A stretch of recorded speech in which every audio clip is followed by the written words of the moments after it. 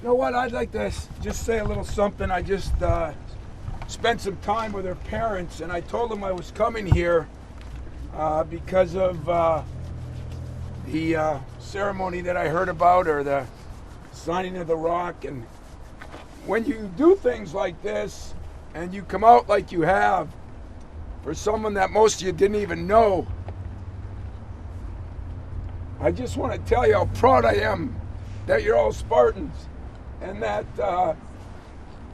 your prayers will be with her. Her parents couldn't thank you enough for what you've done.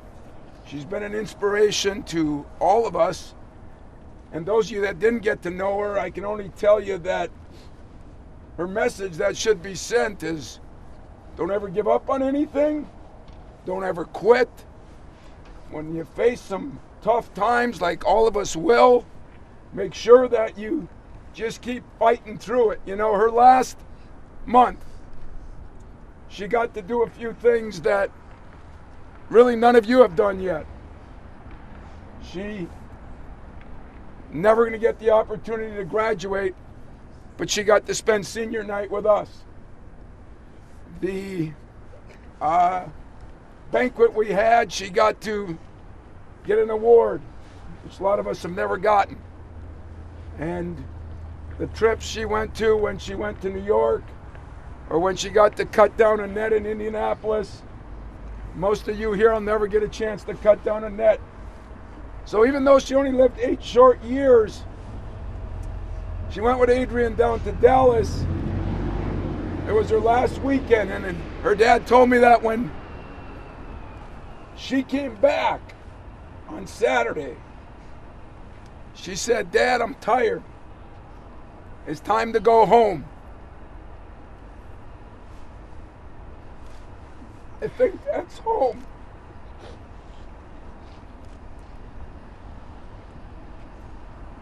And she taught us a lot.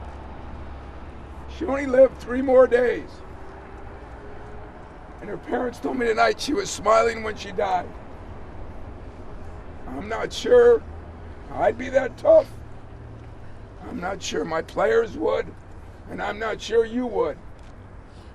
So if you can take something from a bad situation and make it good, when you're struggling, finals coming up, tough time, something goes wrong at home,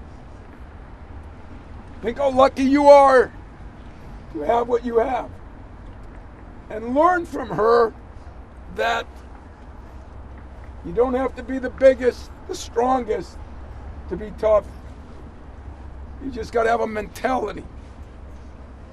And a mentality has no size. So I know they want me to tell you to try not to shed a lot of tears over it, because she got to live her last month like no people in America. And we were all part of that. We all get the help. A lot of you cheered her. Some of us spent time with her. She was a beautiful little girl, and she had something that I'd like all of you to do. To smile. To smile. You know, it was Dick Vitale called today about 4 times. And he's been a member of this Jimmy B Foundation. And that's what Jimmy B said before he died. Every day you should smile. I don't do a very good job of that myself, to be honest with you. Really don't. And hopefully, she's going to help me be a better dad and a better coach. And I'm going to do a better job of that myself. But for you guys, you got a whole lifetime ahead of you. And I'm just telling you, whenever something bad happens, find something that you can take from it. Your whole life. One thing after another after another. This, my friends, is awesome. I'm so proud of some of my guys that are here. I'm so proud of every single person standing here. You didn't have to be here. Nobody's counting heads. Nobody's telling people your name.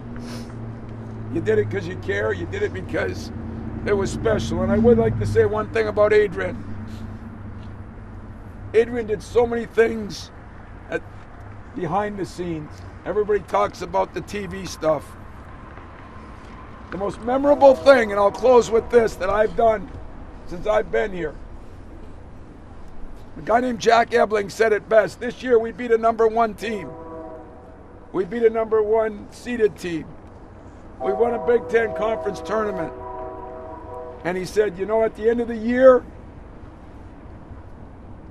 this team will be remembered by their togetherness with Lacey.